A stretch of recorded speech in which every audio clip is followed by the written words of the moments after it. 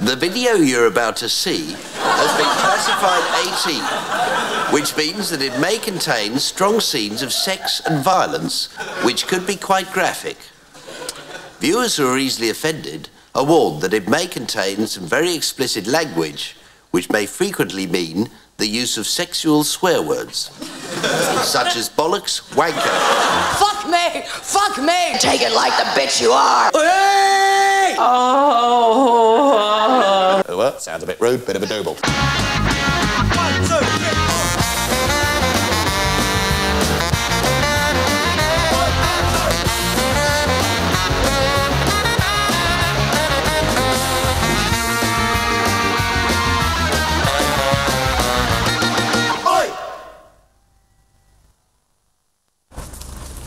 In the past 20 years, attitudes to sex have changed enormously.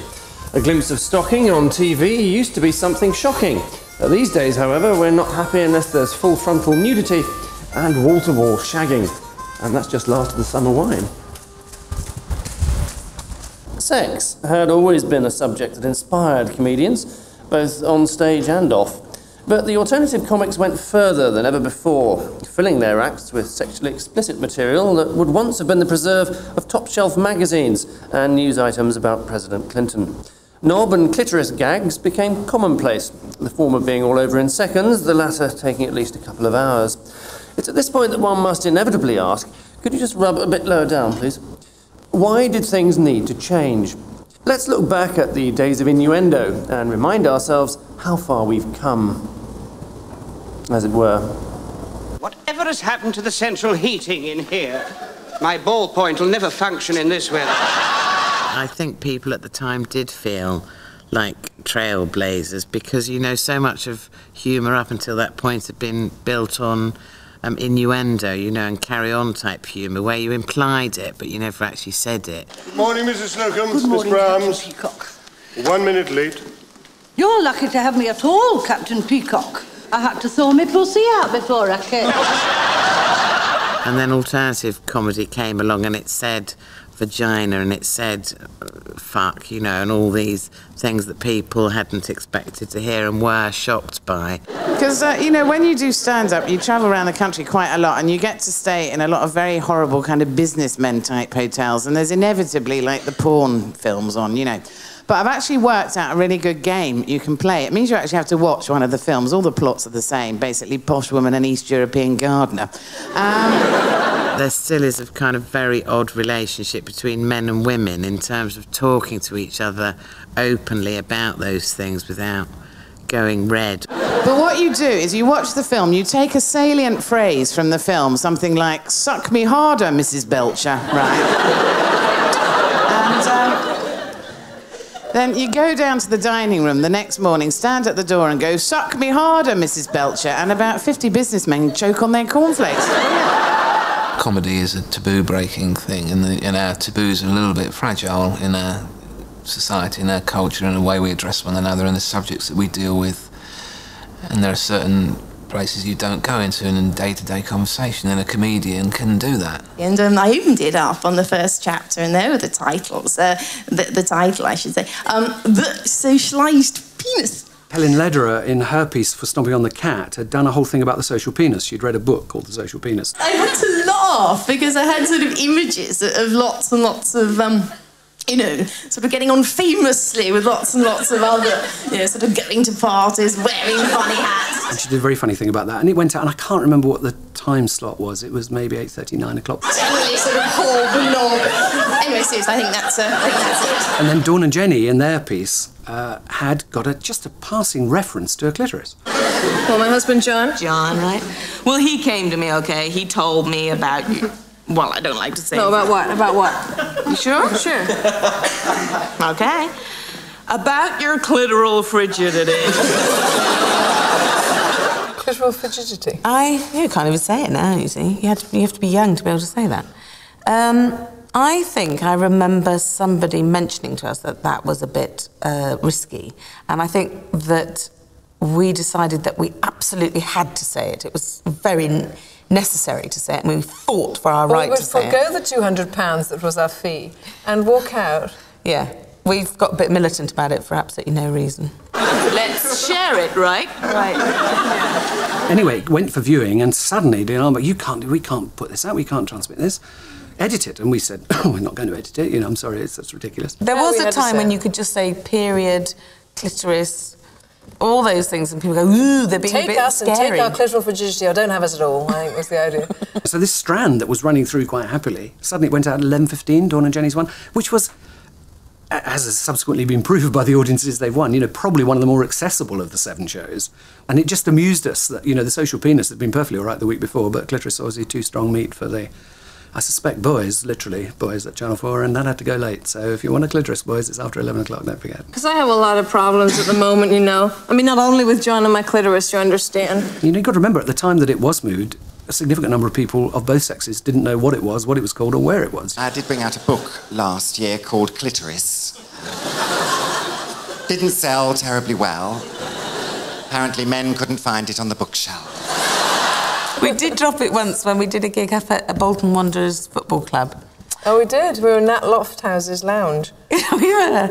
And we realised that our entire audience were sort of 60 plus, and we... And a Polish youth orchestra. Yeah, there were, yeah.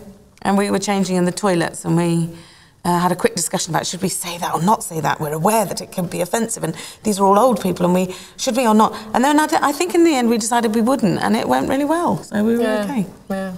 So old people must have clitorises as well. What a horrible thought. This is true. I was at a gig once, and I said the word clitoris, and a man in a 3-piece suit and a copy of The Guardian under his arm stood up and shouted, "It's an anagram for solicitor." I love it when you say something and an audience laughs and then goes, "Oh, am I allowed to laugh at that?"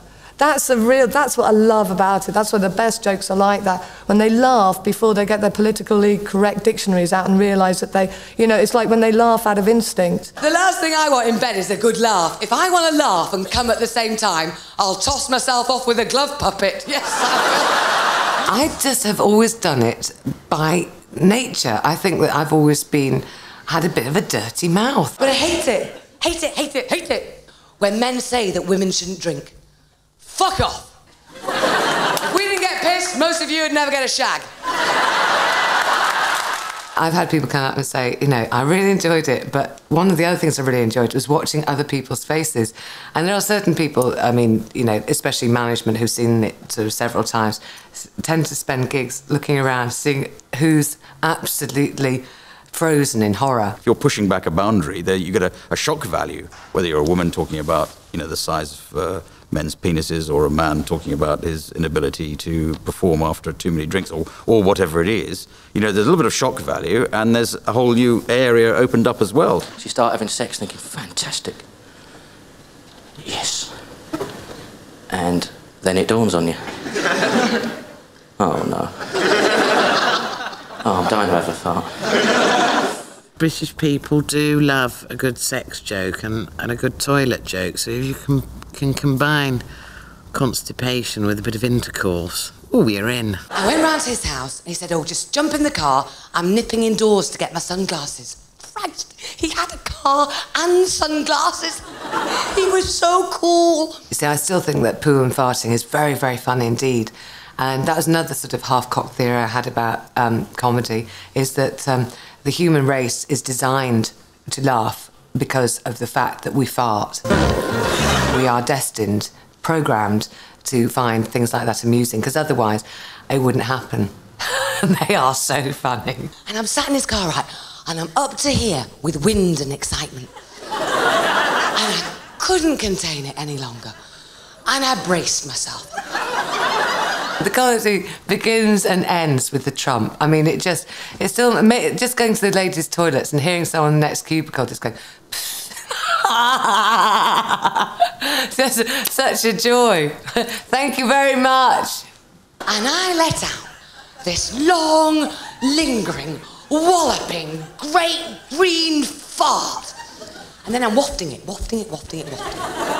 He comes out, he gets in the car. The first thing he says is, "By the way, have you met my 2 mates?"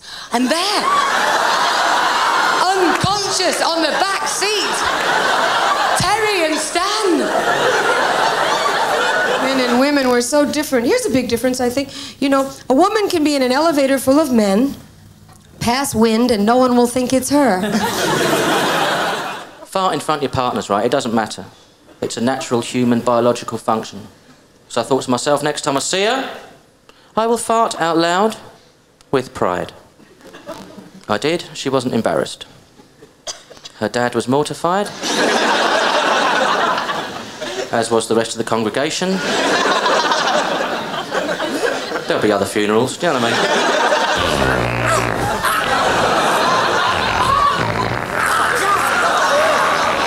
Becky, the keys to the handcuffs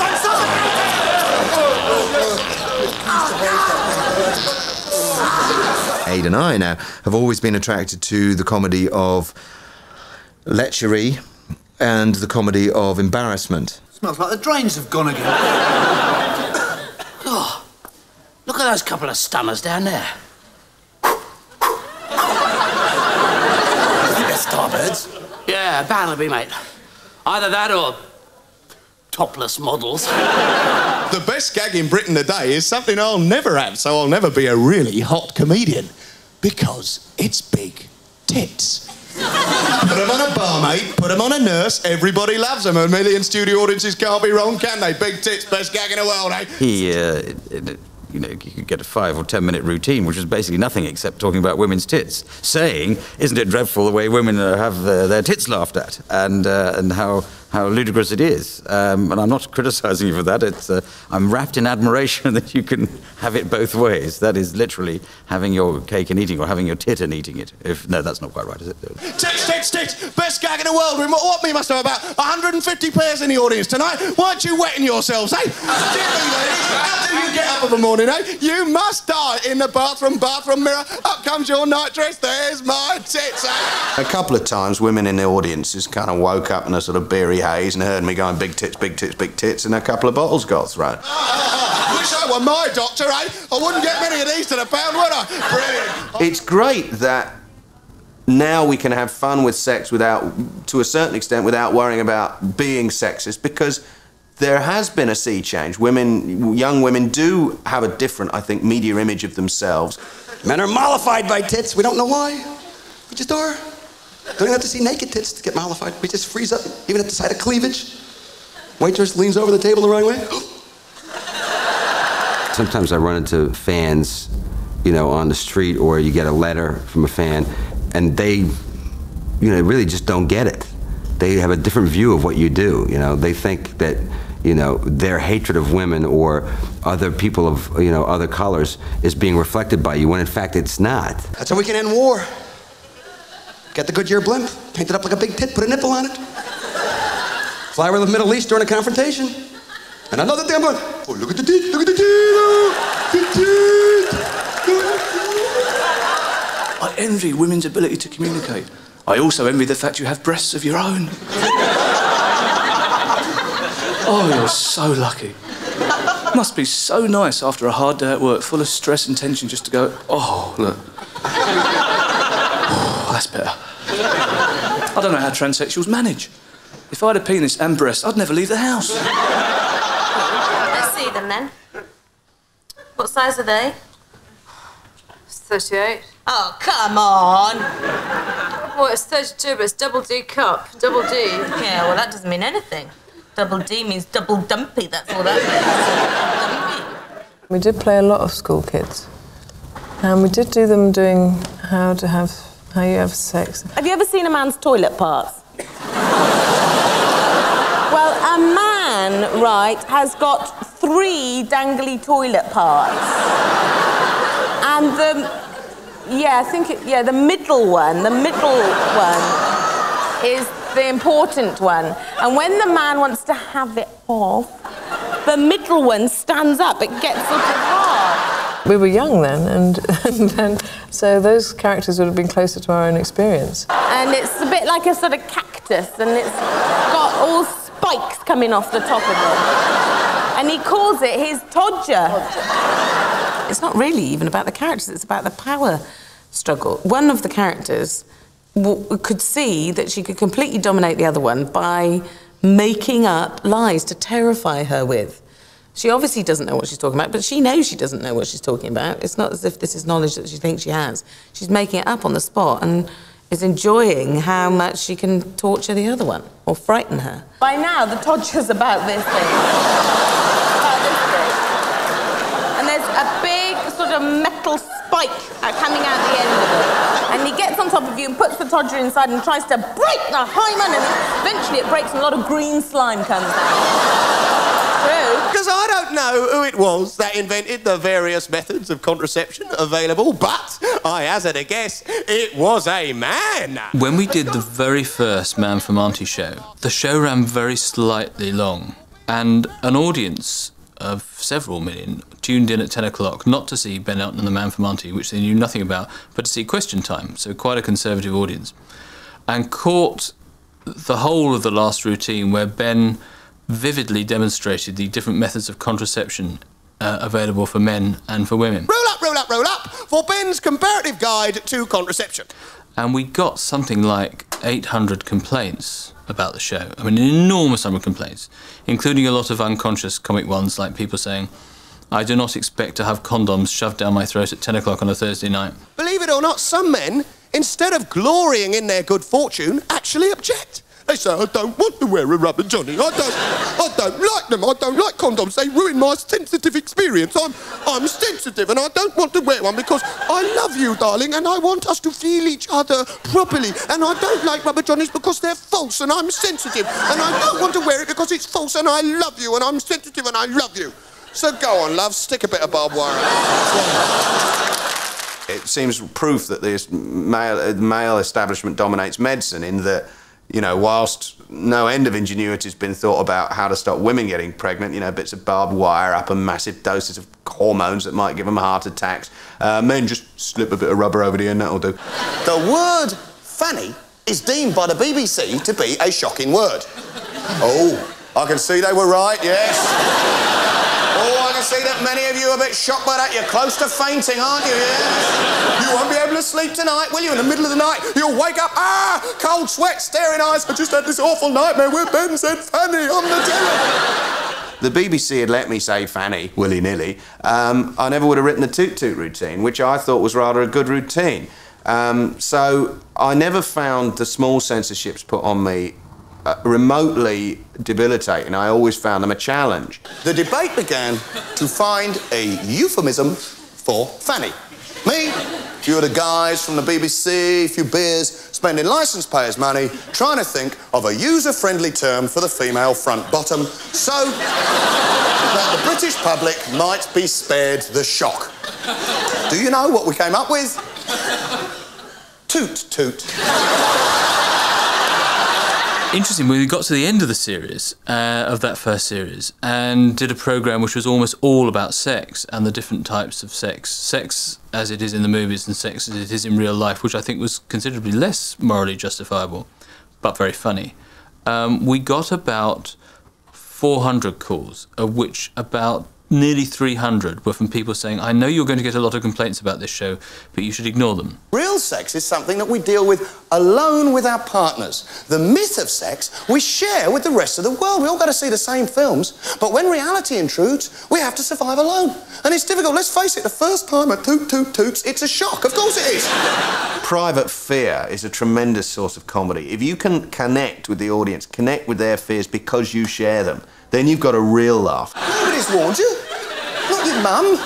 Not the movies, not sex education. I mean, everything's nice, it's going nice. And then, what was that? If you were making a joke about sex, it would always be at your expense, you know. So, I mean, it's always been a part of my comic persona to, you know, to make myself out to be very flawed, you know. This is the most fun I've had that doesn't involve rubberware, yeah! And, you know, a worthless human being, really, which is true. Just get this racket through the wall. Oh, she's in. This row.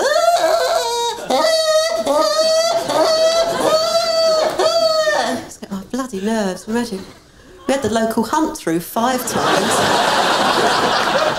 I think the whole of society talks more about sex and sexuality, so I don't know if the comics have led that. I don't suppose they have. They've just reflected society, I would say. And I have to just say this, I'm sorry, but I think very thin blokes are crap for sex, aren't they? They are. They are, because if I swing down off the wardrobe on top of a very thin...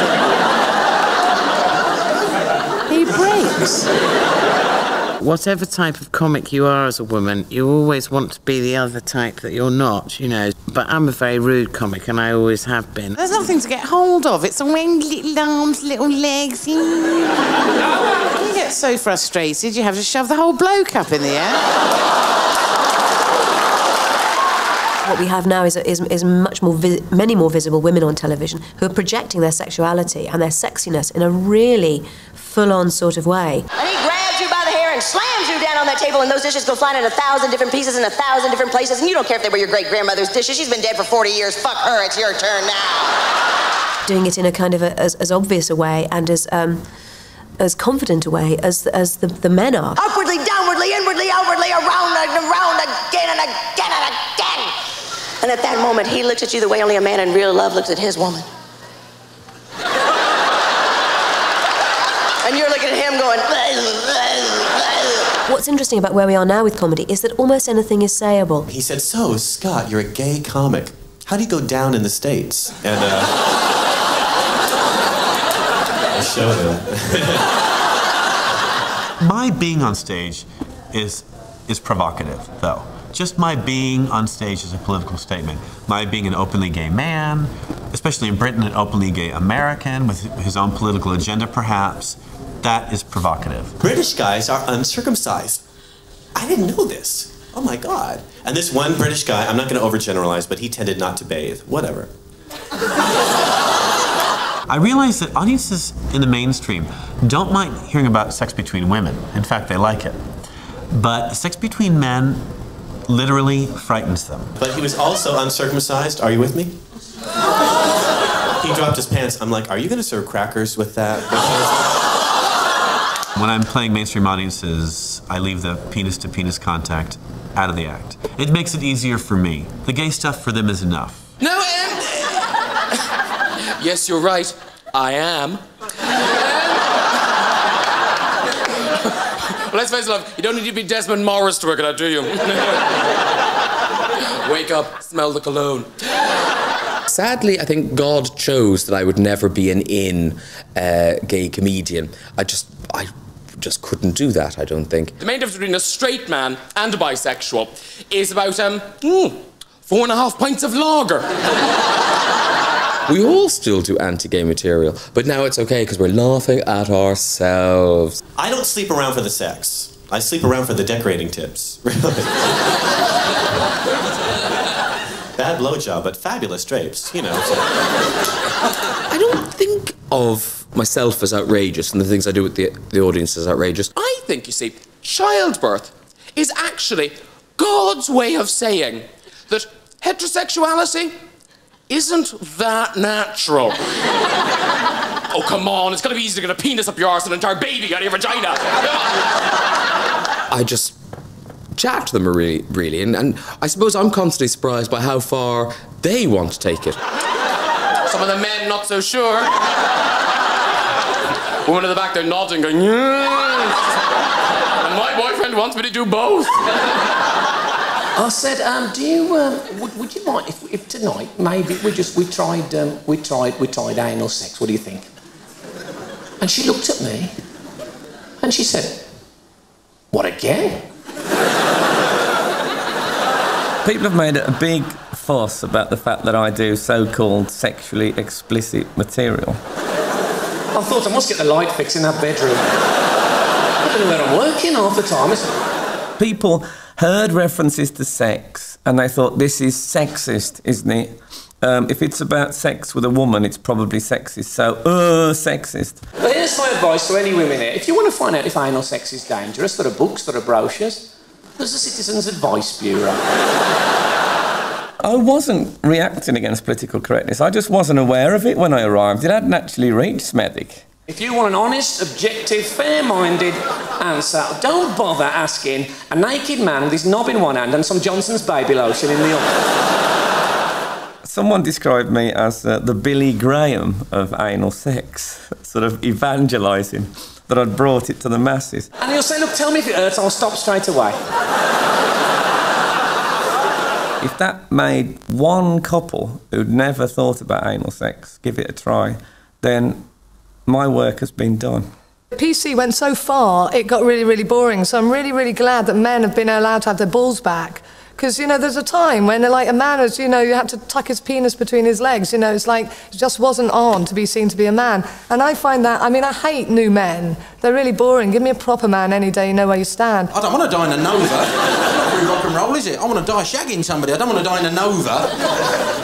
I had sex with somebody recently, and it had been so long since I'd been with somebody that when I came, I called out my own name. I wrote a little letter to the makers of Gillette. Just a small note. Dear sir, 2 16-year-old twin sisters, a line of cocaine, 3 bottles of champagne, big house in Holland Park, indoor swimming pool, jacuzzi, parents away for a fortnight. You correct me if I'm wrong, but I think you might find that that's the best a man can get. I think what's happened is that we've been through political correctness. We've been through postmodernism. We're kind of out the other side. And I think that people now feel like they can sort of, in a way, say what they want and do what they want. What fascinates me about love is I can meet a girl, fall in love with her, and think this is my ideal partner. I can never get over this person. You split up with them, you get over them, and you meet someone else. And that new person is so much better for you that they make you realise the last person was nothing. Can you relate to that? I think the whole new ladism phenomenon is just the old ladism one which was sort of suppressed a bit for a while, do you know what I mean? Then you split up with them, I could never go with them, but you do, and you meet someone else, and they're so much better for you that they make you realise the last person was nothing. And this happens again and again and again. And I think to myself, how much bigger can these girls' tits get? Comedy depends entirely on context. You know, something that's funny amongst a group of friends is spectacularly unfunny when said, you know, on stage in front of 2,000 people. Hello, Mr. Sweary, fucking you ain't. On the other hand, you know, again, being a good comic is about finding how far you can go. And, yeah, making people laugh guiltily. Get in your box, Mr. Sweary, fucking you ain't. When it became cloying in the mid-decade, and we weren't allowed to say the C word, for example, the 4-letter word that begins with C that's even ruder than the F word, that was it. Even for Alexi, that's when we started saying, fuck this. You know, because there were rules. There were clients, so that's when we started using the C word as much as possible. Shut food to your fucking cow if you'll pardon my French. Even though you were being obscene and being very rude, you had to be funny as well, or you just wouldn't last 5 minutes. Fucking you ain't you fucking knock it on the head. I don't have to remember any of this now because it's all written on the inside of my hat. Yeah. It's still taboo. Although well, we've incorporated it into our everyday language. And because it's still the only taboo word, it's the funniest word, to be honest. And if you want a really big laugh, I think it's the word to introduce into your lightweight routine. There are other ways of saying the C word, of course, such as the expression Bernard Manning. Thanks to the influence of alternative comics, Manning's brand of sexism and racism has been largely stamped out and is now only fashionable in certain working men's clubs, and of course the Metropolitan Police Force. But what other legacy has alternative comedy left behind? Next week we'll be looking at the contemporary scene and asking why it is that 20 years after the birth of the new comedy, we're still no nearer finding a cure for Noel's house party. And is the new generation of comics still the alternative, or are they simply the new mainstream with better makeup? And parents should tell you the facts of puberty. Look, your hair's going to go greasy, your face will become a general plague area. Here's a book on the Black Death. Tufts of hair will grow on your chin, not in a sexy stubble way, but in a continuing plague theme. Down here, I'm not even going to talk about that. Here's a picture of your Uncle Jim.